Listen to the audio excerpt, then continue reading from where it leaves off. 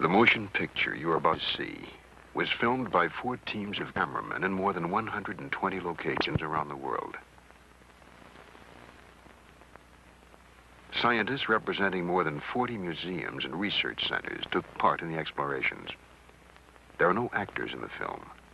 Every location is real. The facts that will be presented are true. This may be the most startling and controversial film you'll ever see.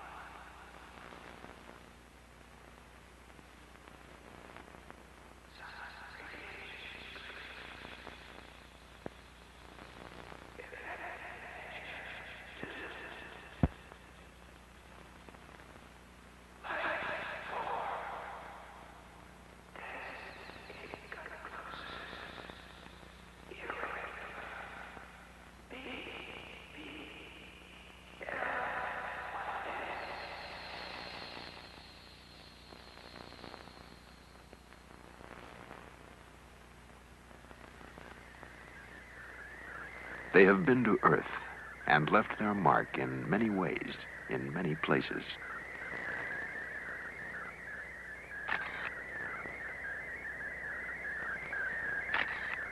Figures etched on the plain of Nazca tell a story of explorers from outer space. The secret of the story has been learned. The visitors have been here. They have been described in many ways by many men, from primitive drawings to detailed histories, since the beginning of man's stay on Earth until this day. In the Andean mountains of South America, on the deserts of Egypt, in the temples of India, on islands in the Caribbean, the evidence is clear.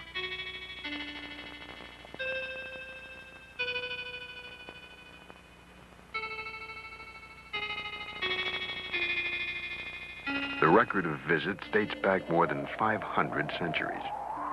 The observations of the planet continue even today.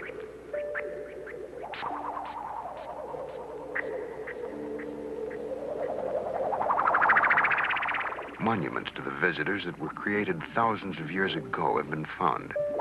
They are tributes to the gifts brought from outer space.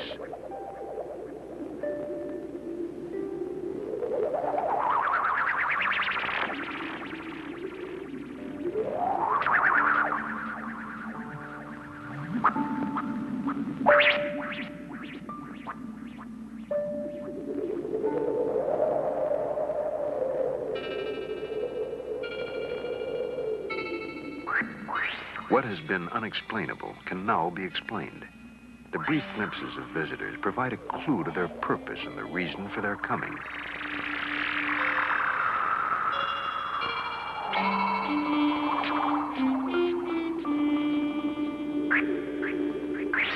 Every law of probability proves that other life exists in the universe. It is now possible to understand how life could have been transported to Earth from some distant planet. It is now possible to understand how we are connected to outer space.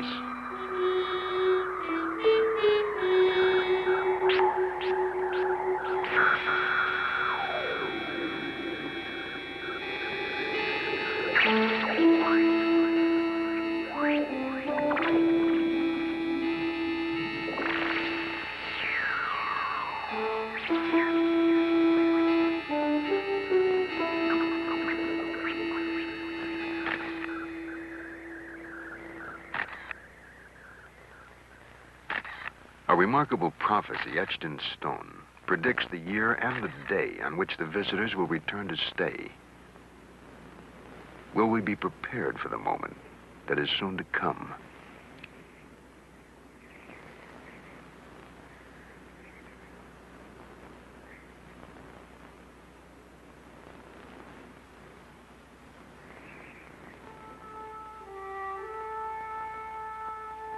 To travel successfully in deep space, man would have to hold the secret of his most precious dream, immortality. Distances are so vast that the spark of life must burn for eons to assure the successful transport of life from one galaxy to another.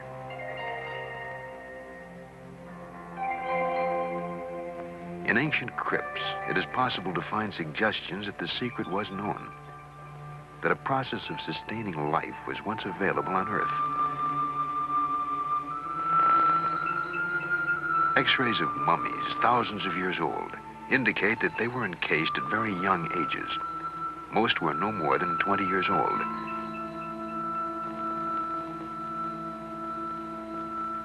Strangely, the hand of one mummy still shows the traces of a fire that burns brightly in all living things, the Kirlian aura.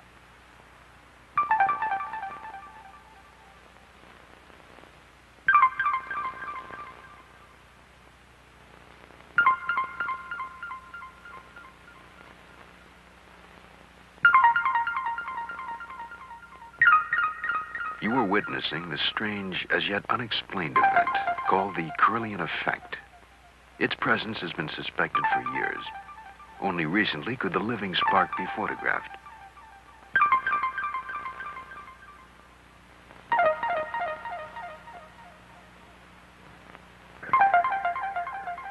Fingertips and all living things generate a dynamic, constantly changing aura that sometimes sparks and leaps like a flame. How it works is something we simply do not know. At UCLA, Dr. Thelma Moss explores the strange world of Kirlian photography. Let's say that there are about 6 different words that we can describe for this effect, depending on who you are. If you are a conventional physicist, you will call it a corona discharge. And that means it's an electrical emanation caused by the current and the voltage going through the object. Some people who are more inclined to the occult or to the mystical will call it an aura, and they will compare, for example, in famous paintings, whether it's of Buddha or Jesus or Mohammed or anywhere around the world, there are these auras that are circling around the head, and they would like to believe that what we are photographing with this electrical photography is a representation of that, something invisible to the eye, but which exists in and around the body. That's another word. Then if you want to be sort of non-committal, as I prefer to be, I would call it an emanation or some outpouring of an energetic thing. The Russians call this energetic thing by a technical name, bioplasma. Fairly dim. Fairly dim. Do you want more? Her laboratory is a sealed, light-proof chamber where the mysterious force can actually be seen. Triggered by an electrical current, the flaming halos that burst from objects exposed to the Kirlian effect will be captured on high-speed film. An ancient marine creature that died 450 million years ago displays the residue of an ancient life force. Oh, look at that. Isn't that fantastic?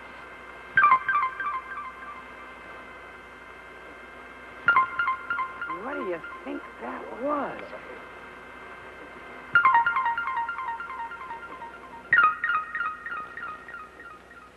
Okay, here's a very healthy and vigorous plant, and I'm going to take a leaf from it.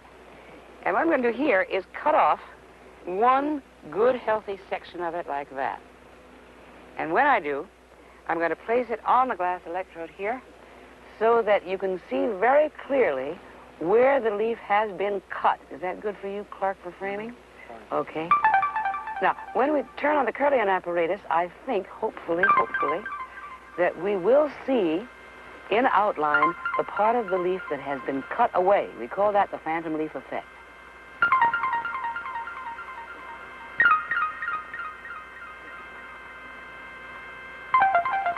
And after a moment, it is there, the aura of the full leaf.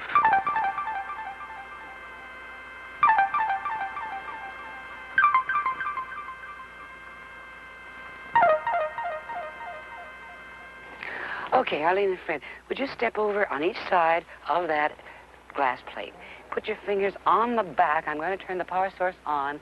Get very close to each other, but not touching. Very good. Now, do you feel that? Okay, fine. Does that feel comfortable for you? Fine. Good. Now, would you lean across to each other and start kissing, and please make it a passionate embrace, okay? Yeah, sure. Use hands. Use anything you can. Go to it. Fine. I think you can work up a little more enthusiasm.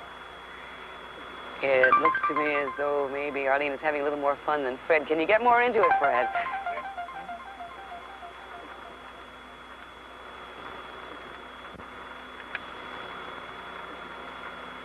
It looks like it's pretty good. You can have any kind of fantasies you like.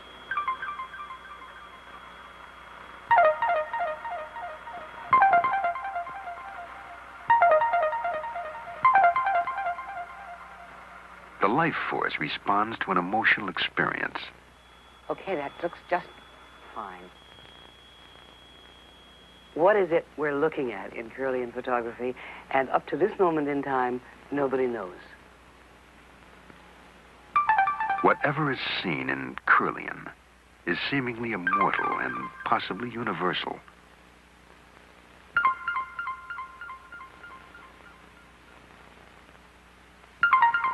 In the mummy's hand, we find a life spark, thousands of years old. The mummification techniques developed by the Egyptians preserved the bodies of their royal dead for more than 4,000 years. But even that is but an eye blink of time when immortality is considered. Every so often, a hint that immortality is possible is reluctantly given by nature. Recently, at the bottom of the Earth, an international team of scientists plunged their drills deep beneath the surface of the Antarctic continent. The goal was to probe the geologic history of Antarctica.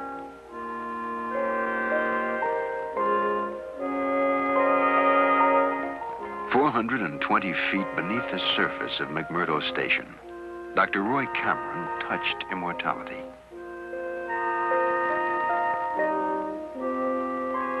In a pinch of earth from the Antarctic depths, Dr. Cameron has found what is unquestionably the oldest living thing ever to inhabit the Earth.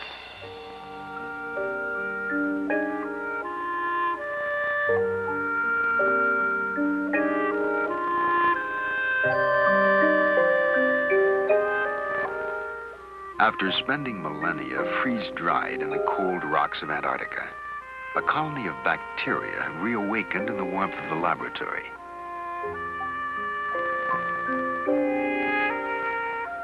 The rocks from which they have come may be as much as 1 million years old. The ancient bacteria, never before seen by man, are once again growing and reproducing, 1 million years after they first came into existence. Immortality is possible.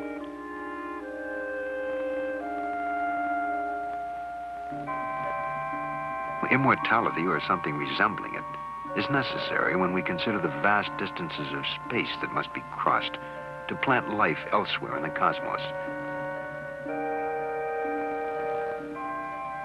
Somewhere in space, there is life, but where? A man counting a number every second of every working day would need a lifetime merely to reach the number 1 billion, a figure which falls 100 times short of the number of stars in our galaxy alone. Somewhere in space, there is a solar system like ours, where life exists. Perhaps it is in the constellation Epsilon Bautes, where a sun is dying, burning itself out.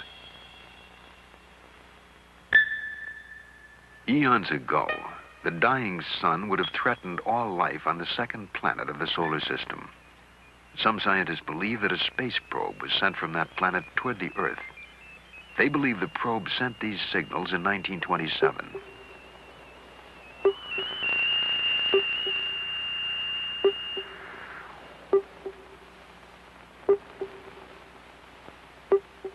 Duncan Lunan of the British Interplanetary Society has interpreted the signals as a message from the space probe, a message from a dying planet in Epsilon Bautes. Duncan Lunan. What occurred to me was that the stars are spaced at random in the sky, therefore the coordinates of a star map, expressed numerically, would be a random series of numbers. There are 7 dots in the barrier, and there are 6 dots on the right-hand side here. And they have quite a marked resemblance, very marked indeed, to the constellation figure of Boötes, the herdsman. These sharp lines of intense, rapidly repeated echoes appear to be of the nature of clues, as it were, to the interpretation of the panel. It's like these sort of children's puzzles where you join up the dots and you make a shape, so that you could sort of take it like this. It starts here. We come from Epsilon Boötes, which is a double star, and then we have this interesting sort of swallow-like shape here, and it says, or seems to say, we live on the 6th planet of 7. Now, 2 signals later, we get an absolutely explicit statement in another scale figure that they came from the 2nd planet to the 6th. They've got a whacking great arrow pointing from the 2nd planet to the 6th with a sun dot at the front end of it. The sun, in other words, it says the sun pushed us from the 2nd planet to the 6th. And just in case we haven't got the point, it's repeated in exactly the same way 2 signals later. The signals are the only known message from space. In the sequence of sounds, Duncan Lunan has found a specific message of a population moving from the 2nd planet to the 6th in Epsilon Boötes. And then where? Perhaps to Earth. The signals are an SOS to the universe. In this situation, the inhabitants of the planetary system would find themselves in real danger. Their own planet would get hotter. In time, all the planets would get very hot. They would have, in other words, to perfect first interplanetary and then interstellar travel in order to get away from the sun. So the probe then came to the Earth. It came to the solar system. It located the Earth. It came into orbit around the Earth, and it began looking for signals, intelligent signals from Earth that would indicate the presence of intelligence. If Duncan Lunan's interpretation of the signals is correct, a space probe is now traveling in our solar system, monitoring life on Earth. It may already have been seen by American astronauts. Gemini 7 here, Houston, out of your 8. Loud and clear. 7, go ahead. Bogey at 10 o'clock high. This is Houston. Say again, 7. So we have a bogey at 10 o'clock high. Roger. Gemini Control here again. The reference in that conversation was bogey. It was Borman who reported sighting the bogey. This is Gemini Control in Houston at 4 hours, 24 minutes into the flight. Bogey is the code word for an unidentified aircraft. But a bogey in space is almost beyond belief. Or is it?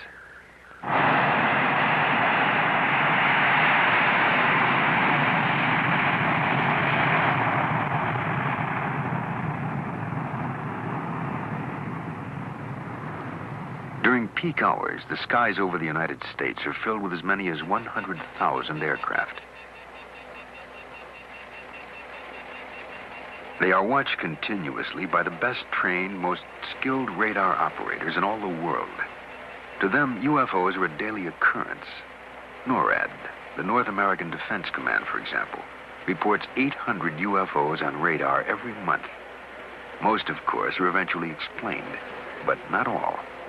Almost 400 sightings are still carried on the books as unidentified flying objects.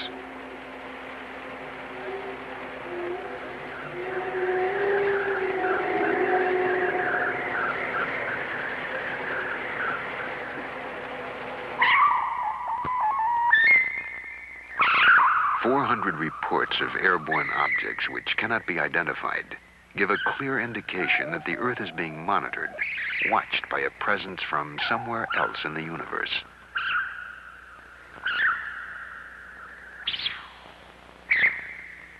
To an incoming space probe, the solar system is unknown territory that must be charted and searched for evidence of life.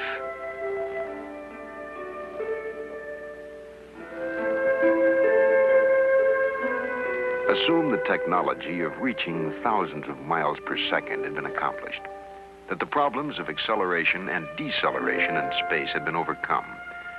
A probe would then enter the solar system from its most distant point, past Pluto, 3 billion miles from the sun, and lacking atmosphere, past Neptune and Uranus, too heavily laden with hydrogen and methane to support life.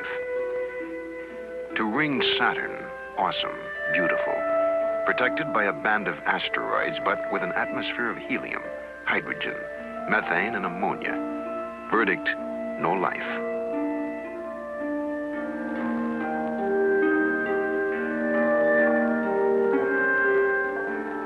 Ahead on the journey lie the most probable planets where life might be sustained.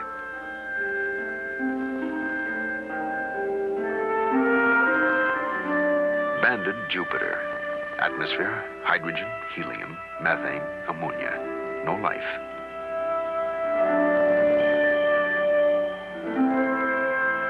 Mars.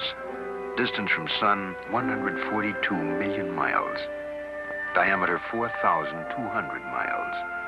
Atmosphere, carbon dioxide, carbon monoxide, argon. Probable life. Mars. Life potential close-up survey. Planetary atmosphere thin. Water present in small quantities. All life forms designated primitive. Existence marginal.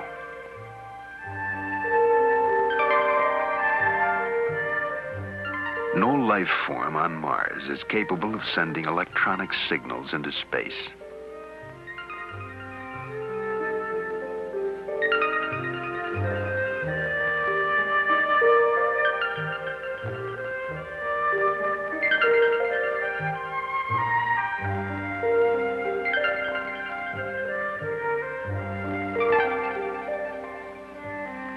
No, if there is intelligent life in this system, it must be on the third planet, the blue world called Earth.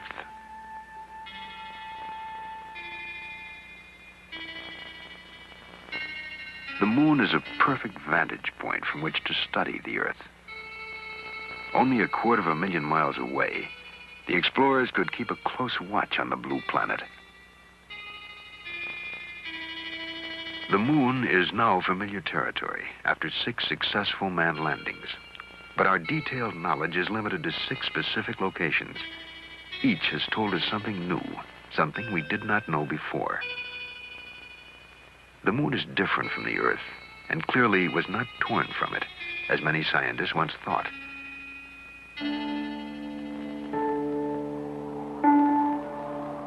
We have found minerals in abundance on the moon, minerals that are extremely rare on Earth, yet they are vital to successful space voyages. Plans to mine them have already been drawn by NASA and private industry. One theory holds that explorers from outer space have already mined the moon, pulling from it such minerals as titanium, a metal essential to space technology. It is unfortunate that we can no longer afford to explore the lunar surface, for it is just barely possible that somewhere on the moon are the traces of previous explorers.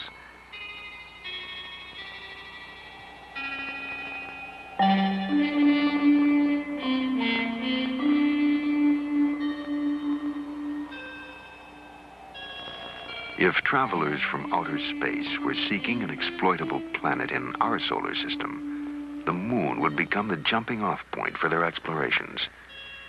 There are those who believe it has already happened. Duncan Lunan. It's possible that in the course of our history in the last 13,000 years that ships from Epsilon Botis have come here, have conducted survey missions, possibly even had small settlements established here for a time and pulled out again. We have evidence that a landing was made in the Andes near a lake called Titicaca. From the shore, the outline of Titicaca has no pattern. Only when viewed from space does it take on the shape of a jaguar about to pounce. In the ancient language of the region, Titicaca means stone of the jaguar. Was it named by arriving space colonists?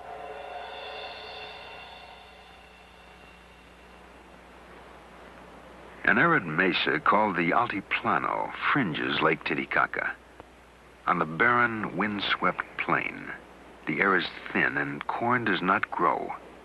It is a harsh environment, yet there is reason to believe that here, long ago, Earth Base 1 was established.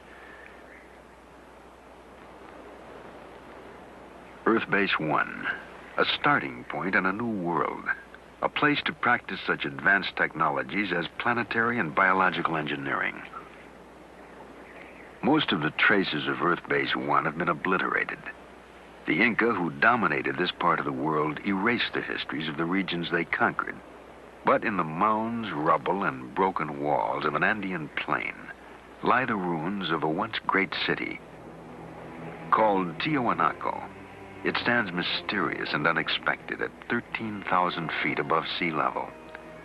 It might have housed the most advanced civilization of ancient times. Long before the Inca arrival, Tiwanaku was a reality. And the question arises, how much did the Inca take away in plunder, and how much in technology? The Inca did not build Tiwanaku, nor did the ancestors of Indians who now live on this desolate mountain plain.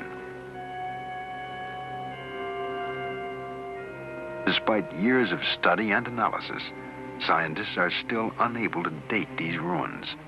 Estimates of its age range from 1,200 to 15,000 years old.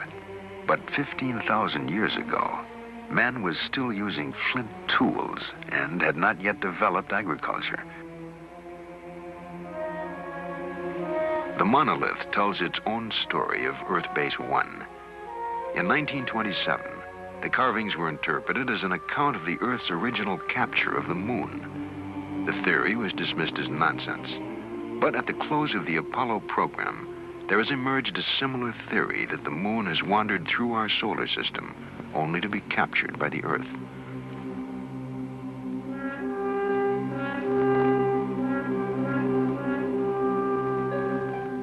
Of all the mysteries at Tiwanaku, none looms quite as large as a monolithic archway called the Gate of the Sun.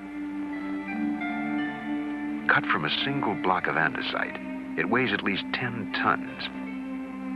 No one knows how it was transported or what tools were used to carve the mysterious figures that run across its face. For the carefully chiseled lines depict birds that never flew in the skies above the Earth. A record in stone that we cannot read, except for one intriguing feature, the eyes, which form a part of still another creature. Figures barely discernible, but nonetheless familiar to us as space-helmeted astronauts. No less mysterious are the eyes of the god atop the arch. 2 tears are deeply etched into his cheeks. And no one can say why the sun god of Tiwanaku weeps. And so it stands, a brooding, mysterious ruin atop a desolate mountain plateau, 13,000 feet in the air. Was it built by those who came to make a new home of planet Earth? 300 miles away, on another plain, lie the strange lines of Nazca. From ground level, the lines are very shallow scratches, barely 4 inches deep. Yet they have remained intact for thousands of years. No wind blows across the plain. No rain washes away the marks. Whoever drew the lines knew they would remain. The plain is in effect a giant permanent blackboard, readable only from the air above. It was designed for incoming alien explorers.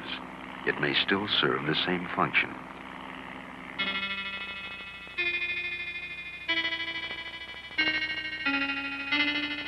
April 15th, 1966. A television cameraman filming a commercial in a helicopter saw and filmed something that has still not been explained.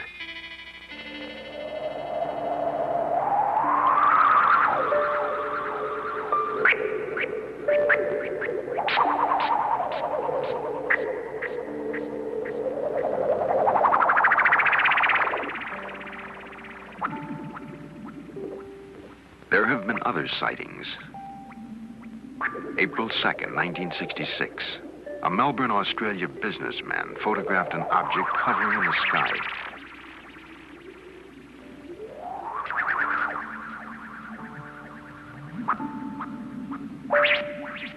April 18th, 1965. A small metallic object buzzed the ground south of Albuquerque, New Mexico.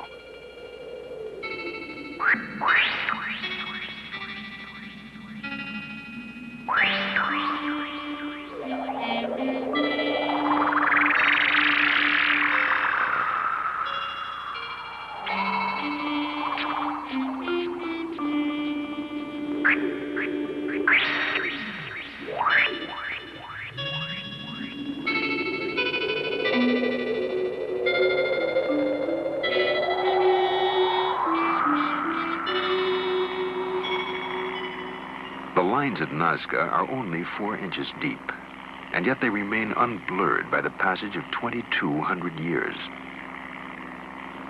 Nazca serves as a critical link between Earth and outer space. The lines are a route map pinpointing sites of mystery all over the world.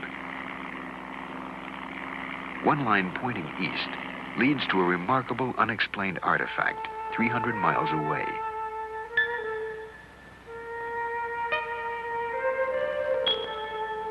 Someone built Sacsayhuaman, a megalithic fortress in the Andes.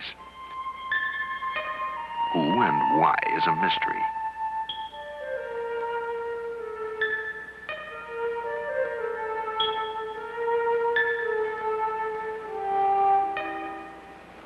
At one point, the Inca used Sacsayhuaman as a base.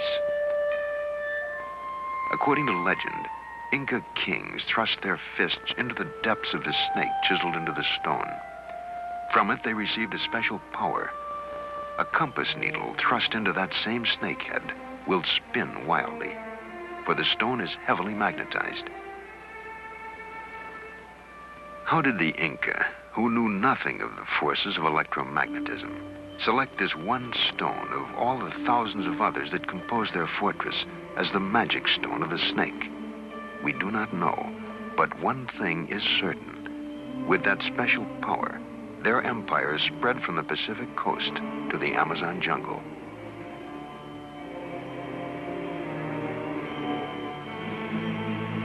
The Inca knew nothing of the wheel, and yet their roads are still in use today. They had no alphabet, yet we are asked to believe they developed an engineering technology that built structures such as this. Or did they? Were they creators or inheritors of a civilization transplanted to the Andes from somewhere else?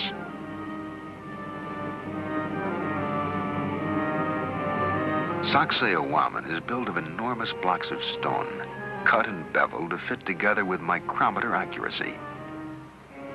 No one has even a clue as to how these blocks, some weighing more than 100 tons, were quarried, shaped, transported, and set into place.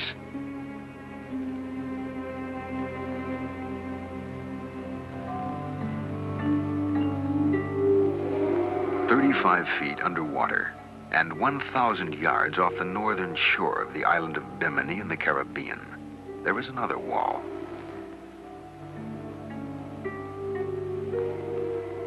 There is absolutely no indication of who might have built it, but the huge blocks bear a striking resemblance to the masonry of the Incas.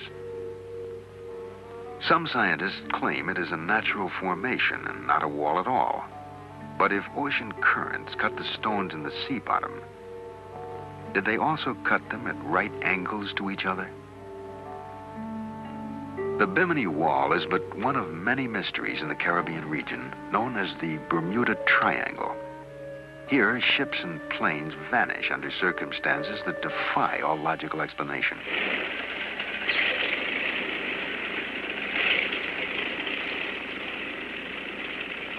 Just after the close of World War II, in December 1945, 5 Navy fighter planes vanished without a trace, leaving a mystery that remains unanswered today. Their disappearance has been the subject of a 25-year investigation by magazine reporter Art Ford. Well, a routine naval air patrol took off from the Fort Lauderdale Naval Air Station. 5 planes 14 crew members, 5 different radios. After the planes were in the air a few hours, they vanished. 5 radios did not give a coherent reason why they vanished. The men were never seen again. No wreckage of the planes was ever found. There was no radio contact after they were lost. A search plane went up after them with 13 men aboard, with every bit of equipment necessary to find them. It vanished within 7 minutes. Particularly significant in the case of the missing planes was the radio transmission report that remains in the record in the archives in Washington. Lieutenant Robert F. Cox was flying out to try to find Flight 19. He said on the radio, "What is your present altitude? I will fly south to meet you."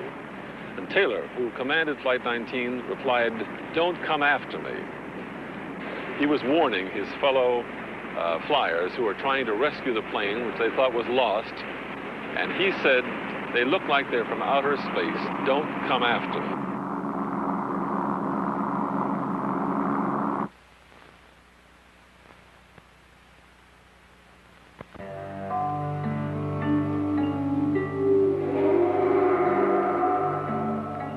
On March 5th, 1918, the USS Cyclops entered the Bermuda Triangle.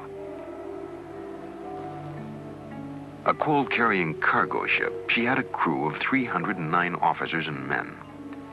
The British liner Vestris reported that she'd heard a radio signal from the Cyclops, indicating weather fair and clear.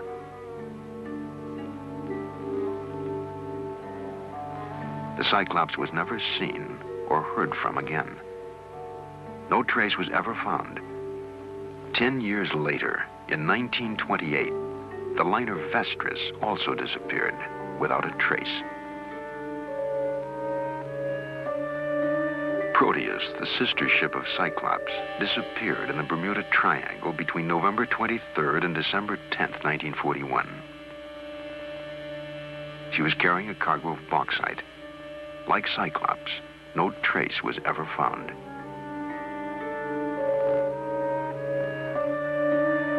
January 8th, 1962, an Air Force KB-50 air tanker disappeared in clear weather.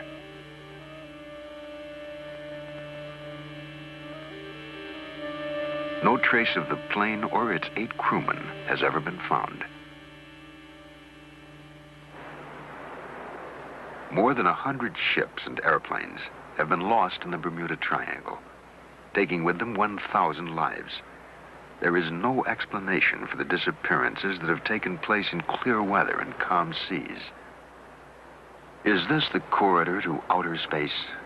Did the first colonists plant a homing device, a navigational aid, under these waters? A beacon for spacecraft to home in on that somehow interferes with our own navigational devices. January 16th, 1958. An Air Force officer aboard the Brazilian ship Almirante Saldanha sighted a flying disc that hovered over the water for 30 seconds and then sped off.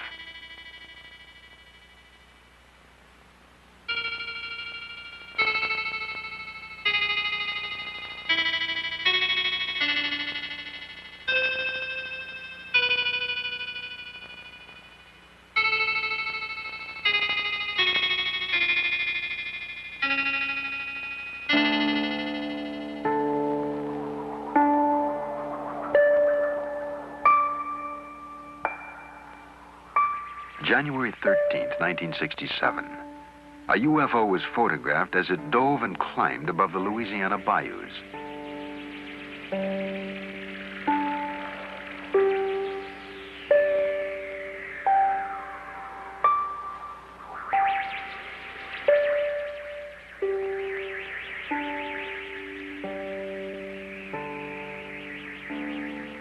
Were these and other UFOs homing in on the Triangle Beacon? Is this a marker signaling arrival at the mysterious Tropic of Cancer? It is a line that circles the globe, touching in turn all of the places where a colony planted on Earth might have taken root. India, Egypt, the Canary Islands, the Bermuda Triangle, and finally, the Yucatan Peninsula.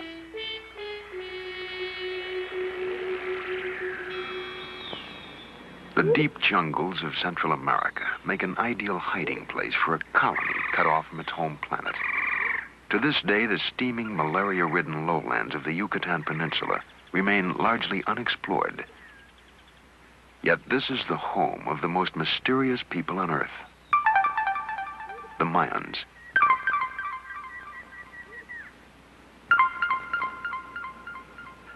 We are asked to believe that the Mayans were simple farmers, but no logical reason exists for them to have planted crops on the most difficult of all land.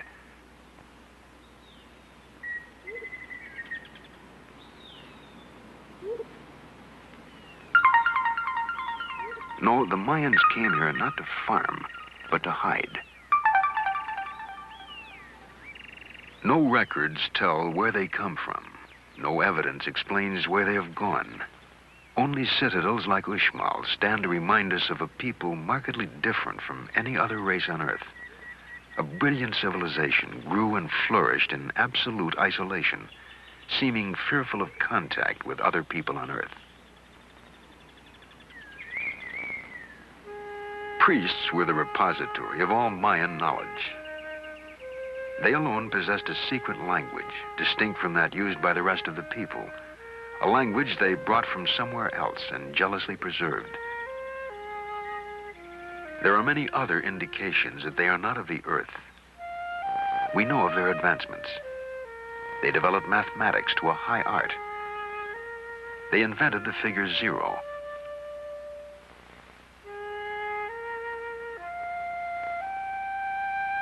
They developed a calendar so exact, our modern astronomical devices have improved upon it by only 17 seconds out of an entire year.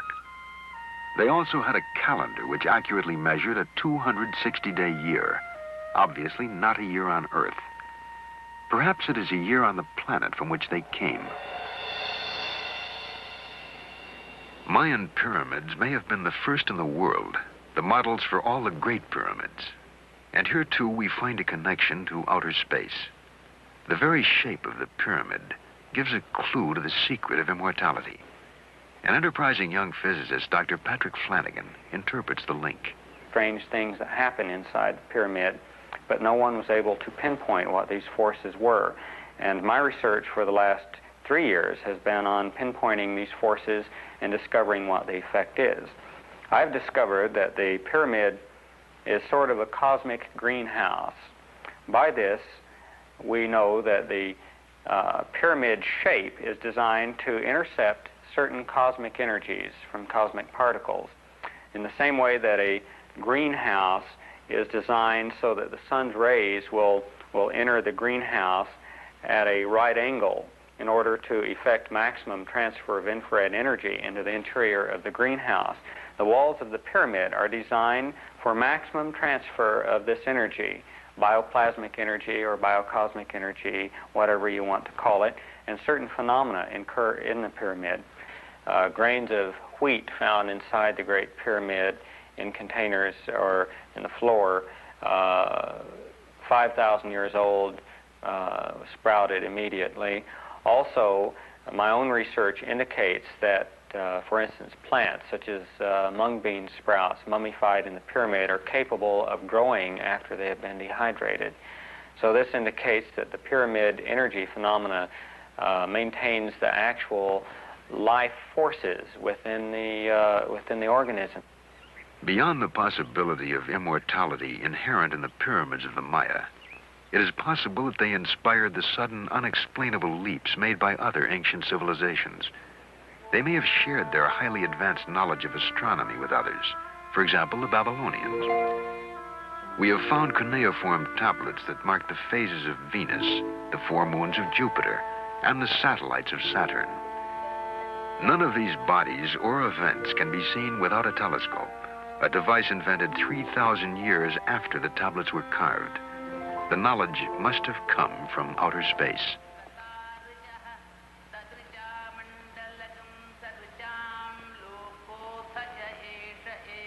Throughout the world, there are references to interplanetary travel. To some scholars, the world's oldest source of wisdom is in India. This chant is part of a spoken encyclopedia called the Veda. It is at least 5,000 years old and may represent the oldest body of technical knowledge known to man. The references to space travel are direct. Clear descriptions are given of the craft that was used and the method of propulsion. The Veda, committed to paper 400 years ago, is still the target of intensive research by scholars such as Padmasri Sivaramamurthy, the director of the National Museum of India. In ancient India, as all over the world, they had a desire to travel in the sky. We have the aerial car of the god of light, Surya, mentioned in the Rig Veda itself. We have also the Pushpaka Vimana, a wonderful aeroplane that could carry any number, mentioned in the Ramayana. A real aerial car managed by an engine. The rishis could transport themselves to any planet that they wanted because of their siddhi. A force known as Sidli might also have been called pyramid energy. Using this force, the ancients could transport themselves anywhere on Earth, into the skies, and finally to other planets. And did the Mayans use it to link together their cities? If the tales and images of space travel were limited to India, they could be dismissed as the product of overworked imaginations. But how then could we account for primitive drawings in the rocks of Indio County, California?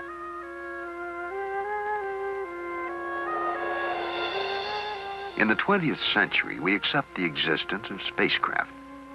What event could possibly have inspired this 14,000-year-old drawing of a spaceship landing on the Earth?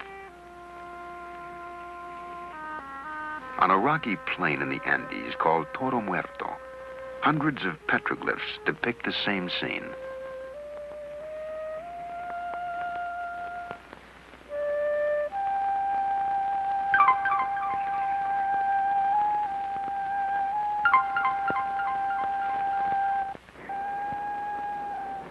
We find evidence of past visits from space in many parts of the world. The 2,200-year-old Dead Sea Scrolls found in the caves of Qumran bring us closer to the original Bible than any other source and contain clear references to the holy ones descending from the heavens. While biblical scholars study the scrolls for their theological implications, other scientists have looked to the Bible for evidence of extraterrestrial visits. An aerospace engineer at NASA's Marshall Space Flight Center, Joseph Blumrich, has found in the visions of Ezekiel a technical description of a spaceship. The prophet Ezekiel describes 4 encounters with spaceships. At first he saw clouds, fire, and he heard noise coming out from the sky, out of the north. And as the vehicle approached, apparently it came rather quite in his direction, he observed what he calls living creatures. What Ezekiel calls the living creatures had straight legs and round feet, or calf's feet, sometimes they're called. And it was the description of these landing legs that made me take the book of Ezekiel serious from an engineering point of view. I have had the opportunity about 10 years ago to work with my group in my office for the development of such a landing gear for an unmanned lunar landing station. For that hypothetical vehicle, we developed the landing gear and what we call the foot pad, and what Ezekiel would call the round feet.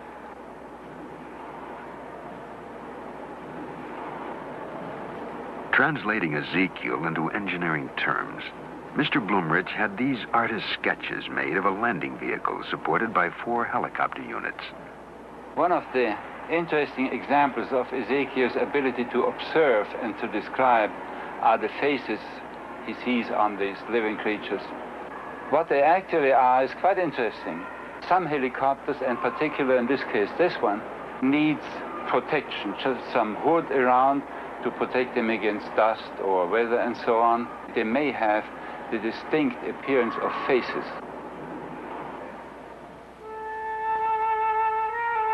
The faces found in the metalwork of spacecraft may have been the figures reported by Ezekiel. The biblical tale is hardly an isolated example. Are ancient figures with spacesuit-like costumes the record of beings actually encountered? And where do the Indians of Colombia find models for these golden helmeted figures sculpted more than 1,000 years ago?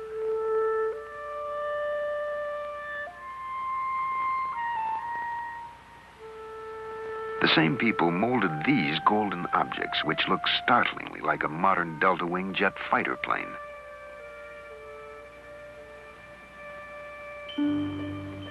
Could flight have played a role in the construction of this rocky fortress in Peru? Called Ollantaytambo, it spans a pass through the mountains that link the jungle with the sea. The Inca builders were accomplished stonemasons who built a chain of fortresses across the Andes. But nowhere is there an explanation for the technology used to carry enormous pink slabs, each one more than 60 tons, from this mountain where they were quarried, and then 10,000 feet up the face of Ollantaytambo. What else but flight could account for raising the stones to the mountaintop?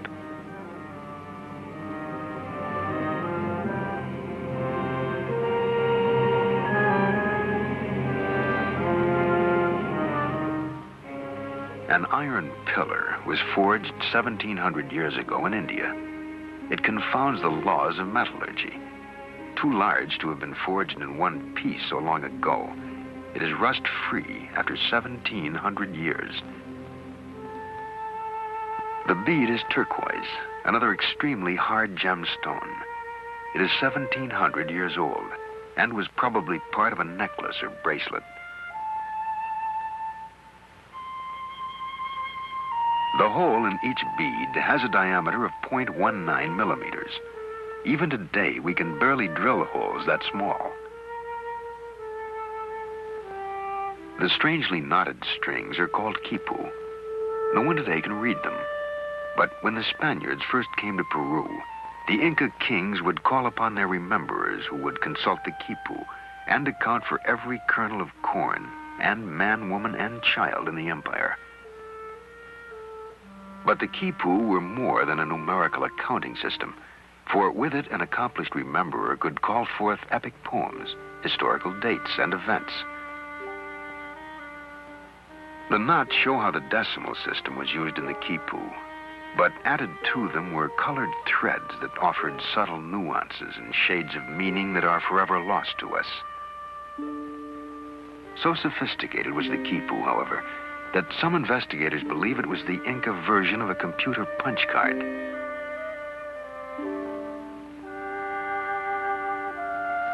An enormous crystal was placed in a Mochica grave more than 1,500 years ago. It is among the hardest of all minerals, yet it was cut, polished, and shaped by a technology that theoretically could not have existed at that time.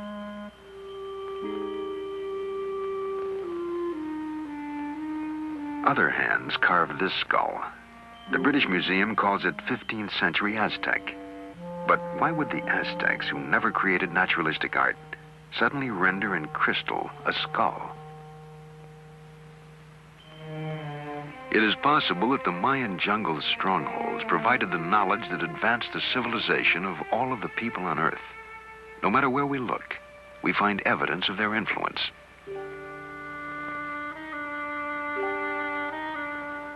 How else can we explain a 700-year-old transplant of a rust-free iron tooth? Found in a Peruvian grave, it seemingly is as functional as any modern dental prosthesis. Other graves yield the suggestion that the ancient Peruvians were accomplished neurosurgeons. At the Cuzco Archaeological Museum, Dr. Fernando Caballesas, professor of neurosurgery at the University of San Marco, demonstrates. These skulls here are just a very small sample of the tremendous amount of skulls that were found in the graves of the ancient Peruvians. I think that all in all, we have studied more than 10,000 skulls that have been unearthed. Now, these are some of the instruments that they used. This is called the tumi knife, which was used this way just to open the scalp. This cannot be used in the bone.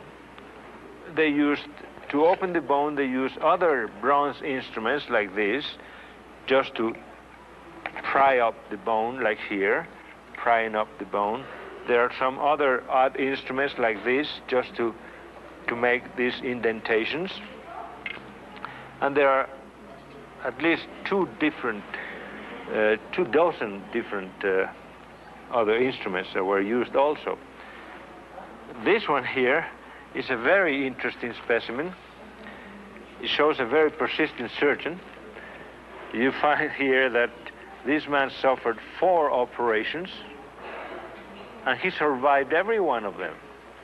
Either it was a very sick man or a very persistent individual who operated on them.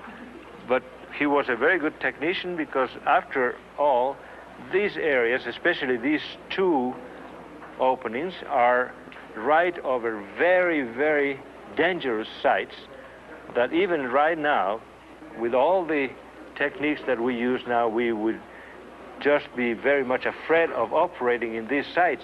And this man really survived these operations.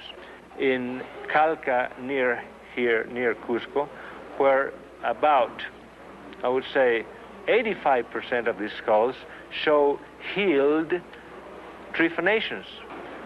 85% of survivals from skull operations is a pretty good and excellent result. At the Yerkes Regional Primate Center, scientists implant monkeys with electrodes. The experiment stimulates the brain with radio waves and thereby controls behavior. Are today's scientists seeking knowledge already gained by similar experiments performed centuries ago?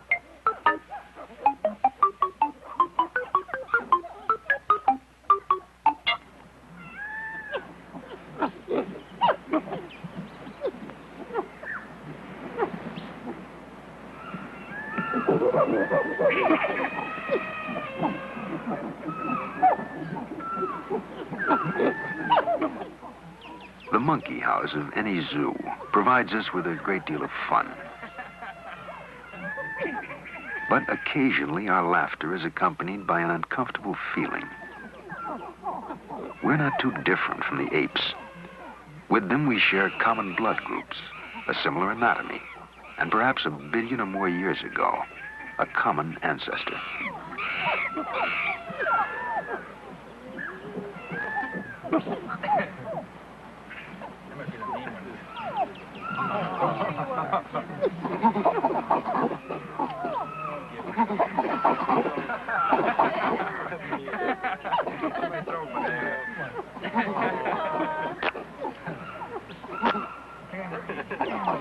Over here. Throw it here. Come here, monkey. Over this way. Here you go.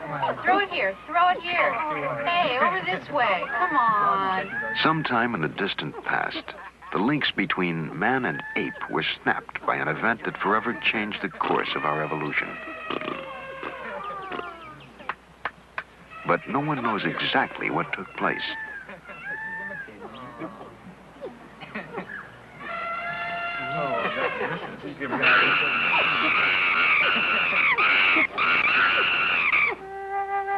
For thousands of years, Neanderthal was the most advanced primate on Earth and a logical ancestor of man. But Neanderthal suddenly disappeared 35,000 years ago, and now a new creature appeared, Cro-Magnon. Suddenly, he began to walk the Earth.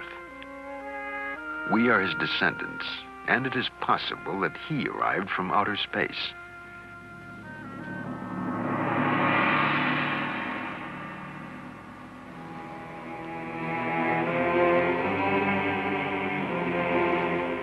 Could evidence of Cro-Magnon's arrival be found at Tiwanaku at Earth Base 1? On the walls are heads, giving to an ancient temple the same feeling as a modern-day anthropological museum.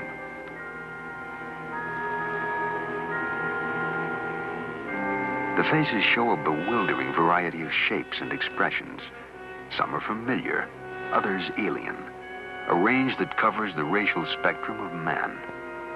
Are these, then, experimental designs for man?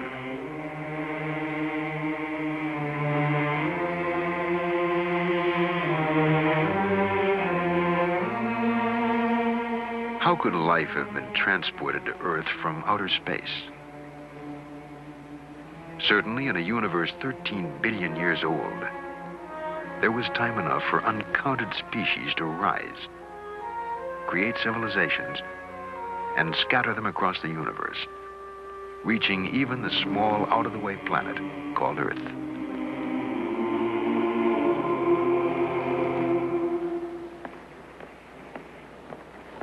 Dr. Leslie Orgel is a biologist at the Salk Institute in California. He and Nobel Prize winner Sir Francis Crick developed a theory of directed panspermia, the idea that life on Earth was sent here by a superior civilization. Dr. Orgel.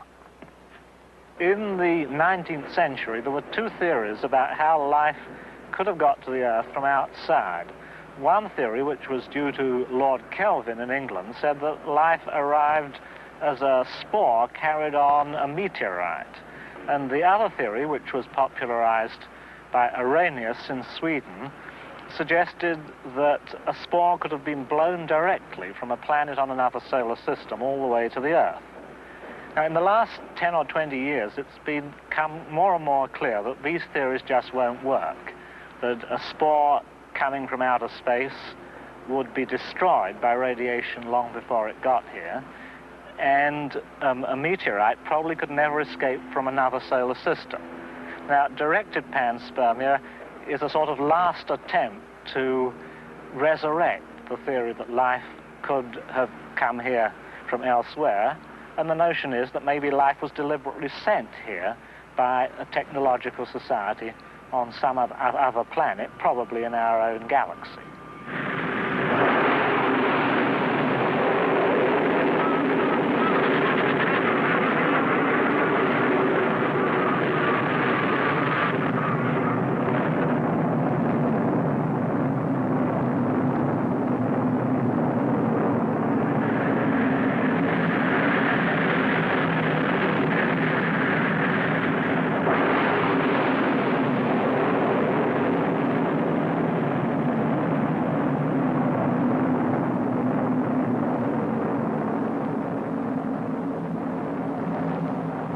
To reach Earth Base 1, spaceships would have to spend hundreds of years in flight. To transport and sustain life over such an extended time, space-traveling civilization would have to ship an entire colony of men across a galaxy in suspended animation. Did it happen in the past? Was this the secret of early space travelers? We now know how it might have been done.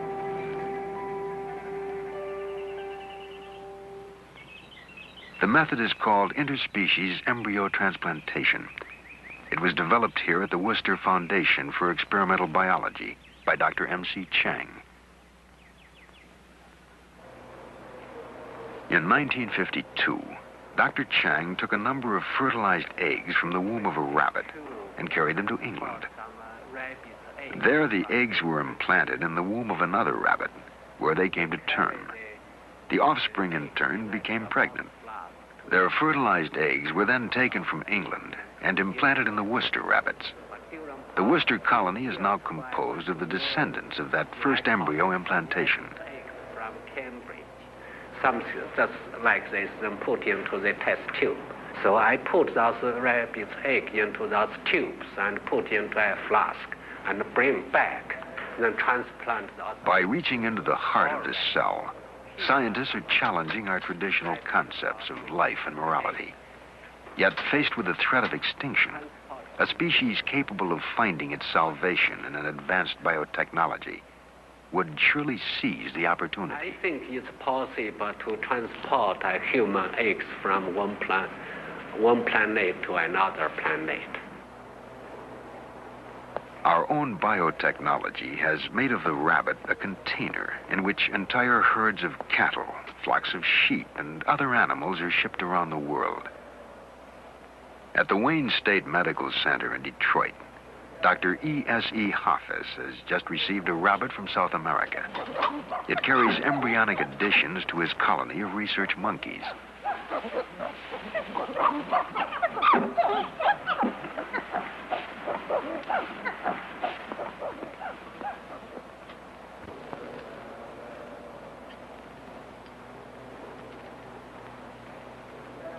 The idea of embryo transfer is to obtain large number of embryos from one species and ship them to another part of the world in an easy species like the rabbit.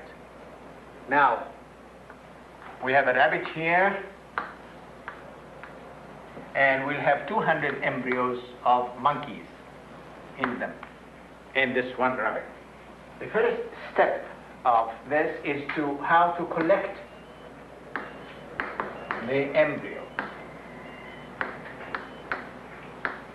This requires surgery.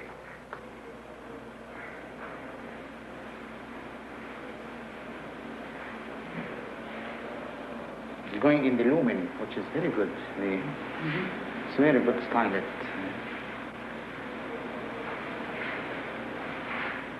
Then examination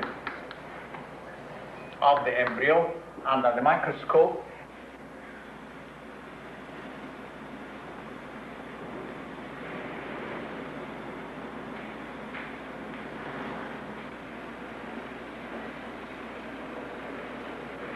Then the transfer of the embryo into another species. And then we will go to the monkey and transplant the monkey embryos that were put in the rabbit into this monkey. I don't like to put any air bubbles inside at all, so just we'll...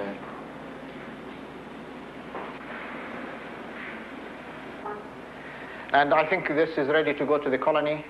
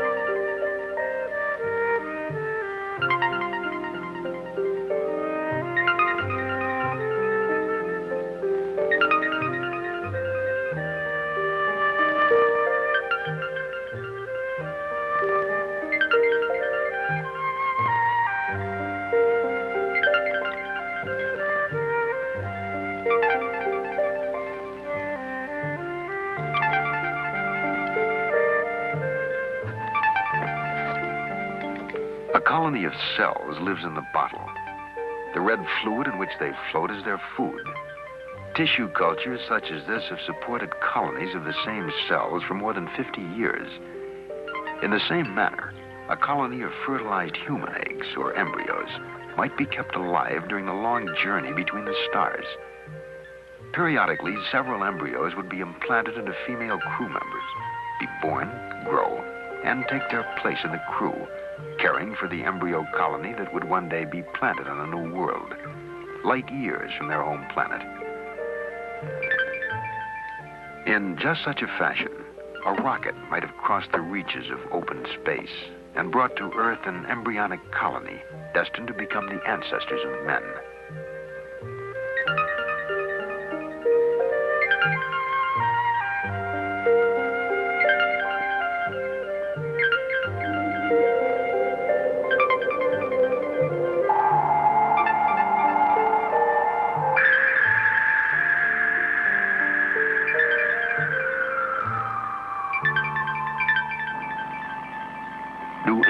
drawings commemorate the arrival of life on Earth. All over the world, men have cut, shaped, and gouged the Earth to create images that could only be seen from the heavens. The more we understand the progress of modern science, the more we must re-examine the accomplishments of the past.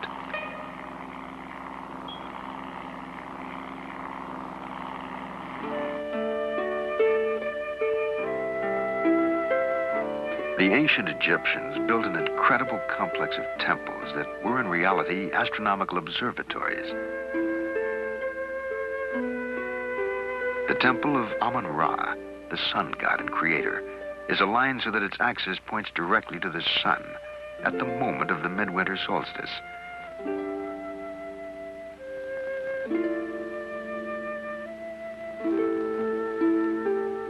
The temples of Mut and Khonsu, the consort of Ra, form an axis that points to the crescent moon that rises the day after the summer solstice.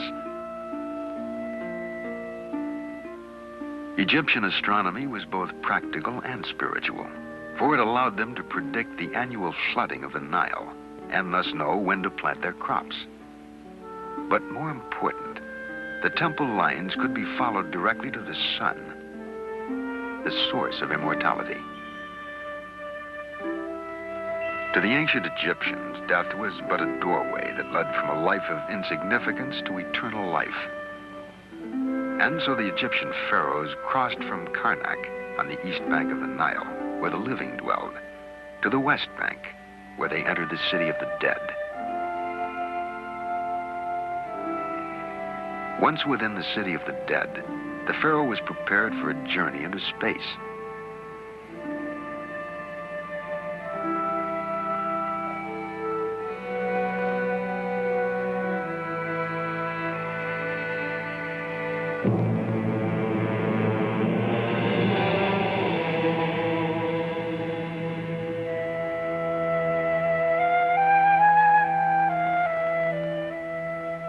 In the light of present-day knowledge, the ancient Egyptian art of mummification seems an echo of modern-day preparations for space travel.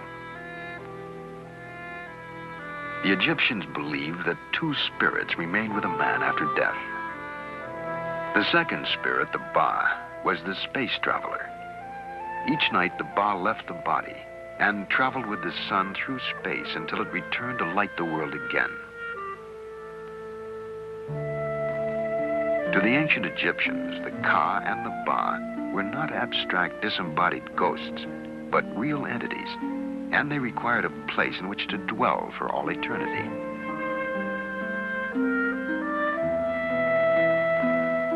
The burial tombs of the pharaohs were therefore far more elaborate and more richly decorated than any of the palaces in which they reigned during life.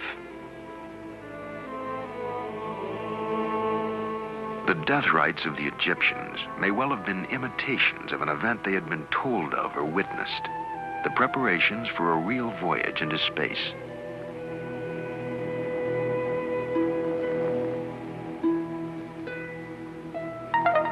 The pyramids were more than mere tombs for the dead. The Great Pyramid of Cheops is an almanac that measures the days of the year, the circumference of the earth, and the distance to the sun. The Egyptian pyramids have been studied by many scientists, but the great breakthroughs have been made by physicist Patrick Flanagan. His studies have shown the peculiar function of the pyramid and its relationship to immortality.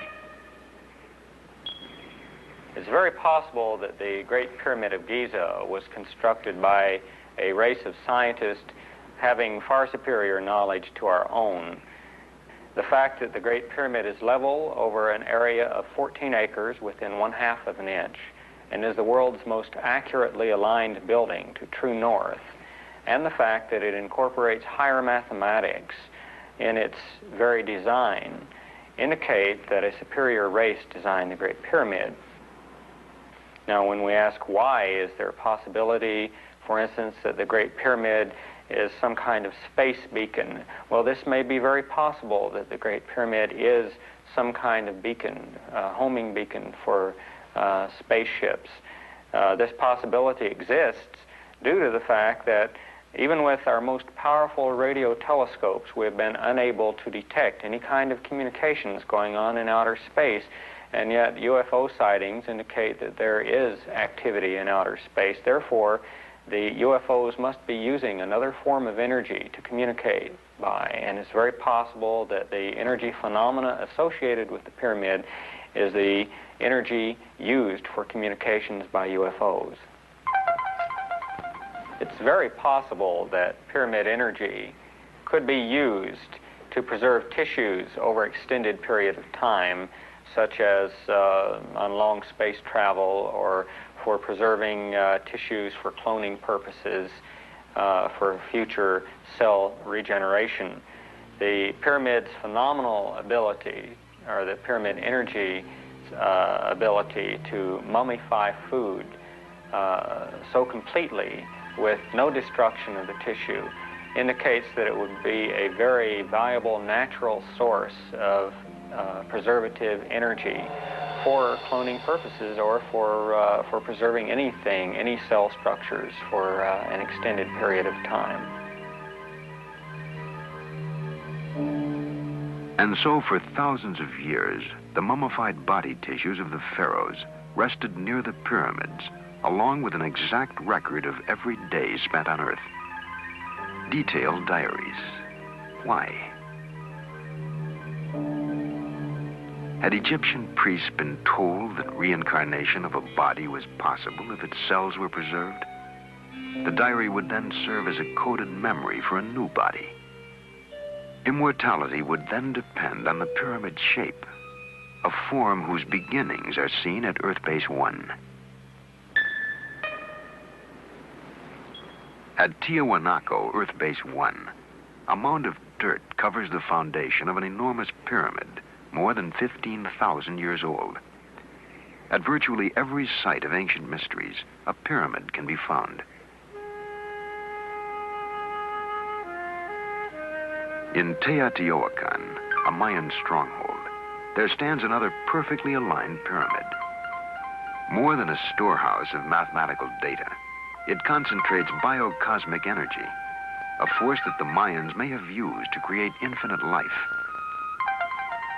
Today's science is just beginning to understand how it can be utilized.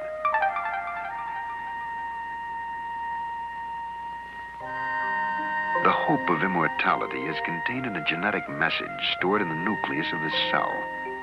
When the cell divides, that message, coded in chemical units within the genes, is transmitted to each of the new daughter cells.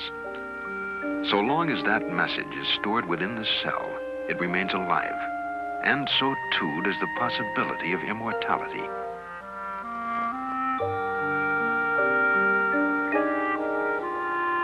In the life cycle of the axolotl, a prehistoric-seeming creature named for the Aztec god of death and resurrection, scientists have found a form of immortality. At the University of Indiana, Dr. Janice Brothers uses the cells of one axolotl to create others, exact duplicates that are in every respect identical to the cell donors. The process is called cloning, and it makes theoretically possible the creation of an army of identical creatures with exactly the same physical and genetic features and capabilities. Eggs are collected from a white axolotl. If fertilized normally, the eggs would divide into a number of new, different axolotls, sharing as their one common trait, the white skin color. But these eggs are destined to serve only as carriers, mere biological putty containing no genetic message of their own. The egg nucleus is destroyed. It can no longer be fertilized and develop in the normal manner. It can no longer provide any genetic instructions to the individual that will develop from it.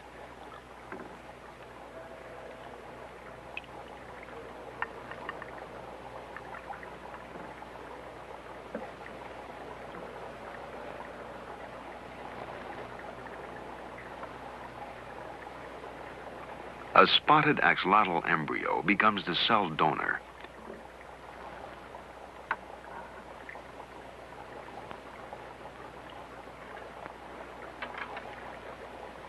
Carefully, the nucleus of a single cell that carries the genetic information is teased free and pulled into the pipette. It'll provide all the instructions needed to create a new individual.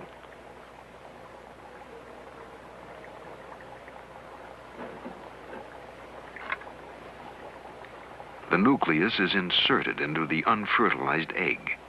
One by one, cells from the same embryo can be implanted in host eggs. The results will be clones, a total replica of the creature from which the cell has been taken.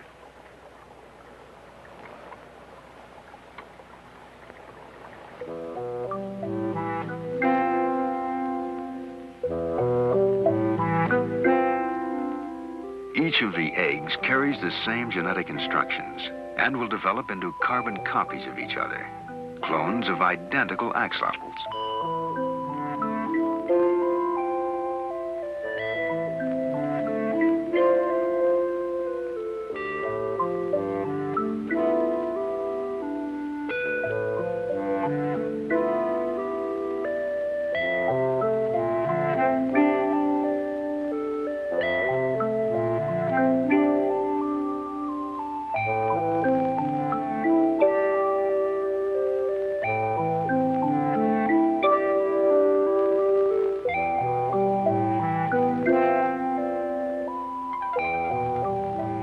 Virgin births have brought forth identical spot-by-spot copies of a single parent, a uniform set of clones.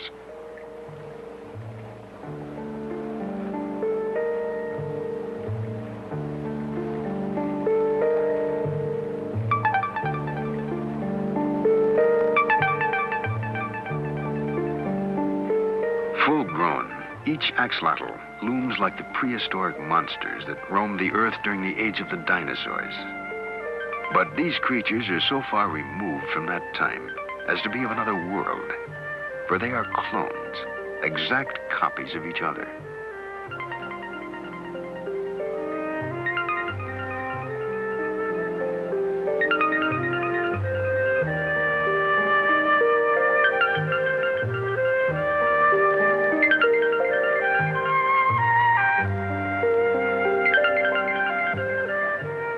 Scientists like Dr. Brothers are opposed to cloning human beings, for cloning creates a rigid mold that will stabilize one form, and that runs counter to the design of human creation and evolution. For only in our genetic variety have we gained the traits needed to survive the changes in the earthly environment, and perhaps also those we shall find on the alien unknown worlds of space.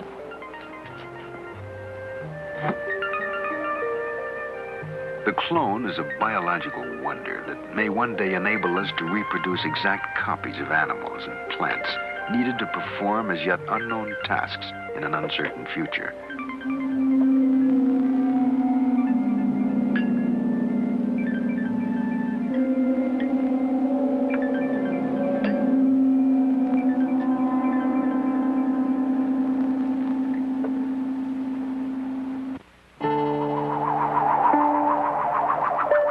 The evidence is sometimes dim, often subject to different interpretation, but somehow the idea persists.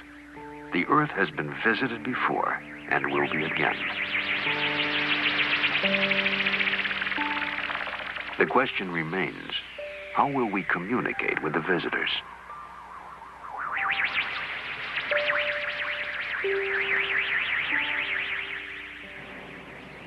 At the Yerkes Primate Center in Atlanta, Georgia, experiments are underway at this very moment to answer that question.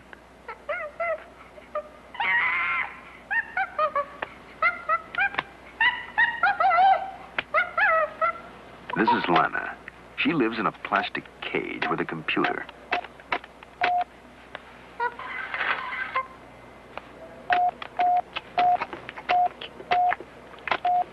Lana can tell the computer to provide her with food and drink.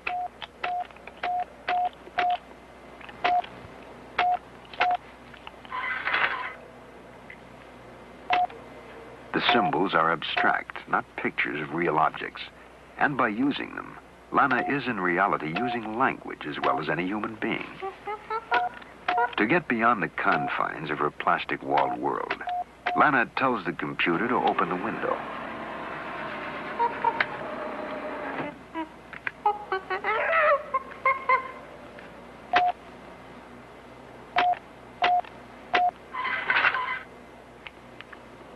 She orders the computer to display motion pictures and slides for her own amusement.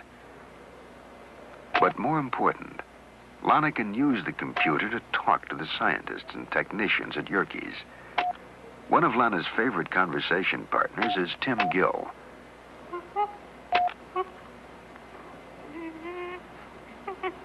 Tim has a computer panel just outside Lana's room. They talk to each other through the computer.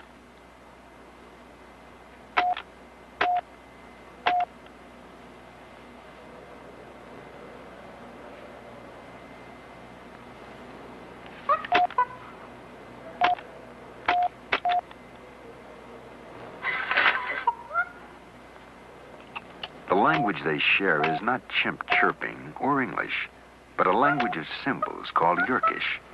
It was designed by Dr. Ernst von Klauserfeld.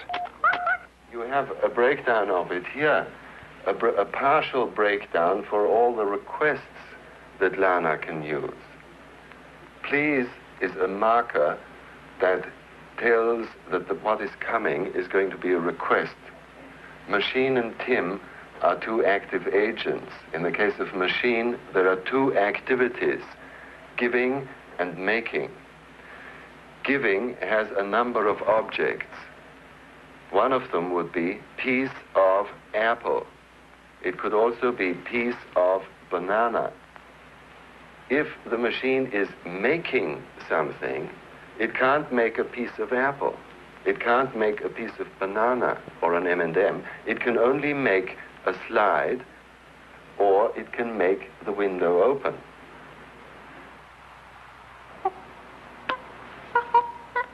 Lana forms perfect sentences that communicate specific ideas.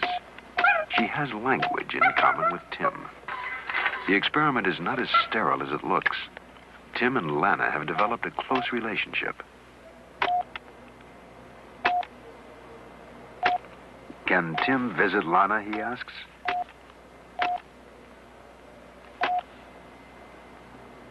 Yes.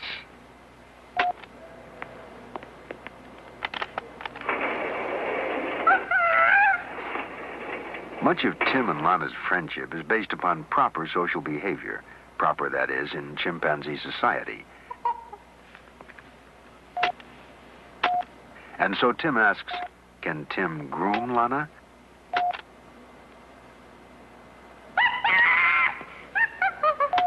Yes.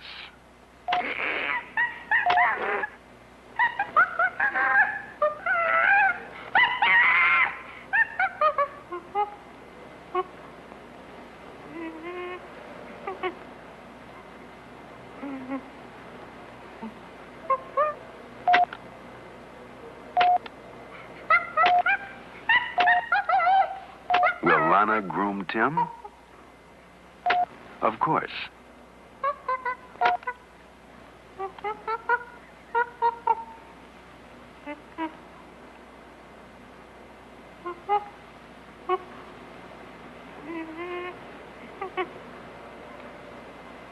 It's not yet Planet of the Apes, but Lana has demonstrated the ability to utilize man's most sophisticated tool, the computer, and his most important intellectual attainment, language. We can learn a great deal from this experiment, for anyone reaching the Earth from the deep recesses of space may occupy about the same position on the intelligence scale relative to us as we do in relation to Lana. But it also means that we have found at least one means of communicating with a totally alien species.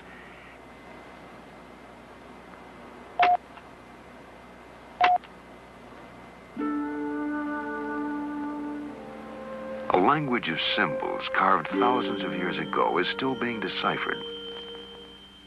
We know the Mayans left a calendar, one that stretches back more than 90 million years, long before civilized man roamed the Earth, and forward in time to a day that will mark the close of a crucial cycle.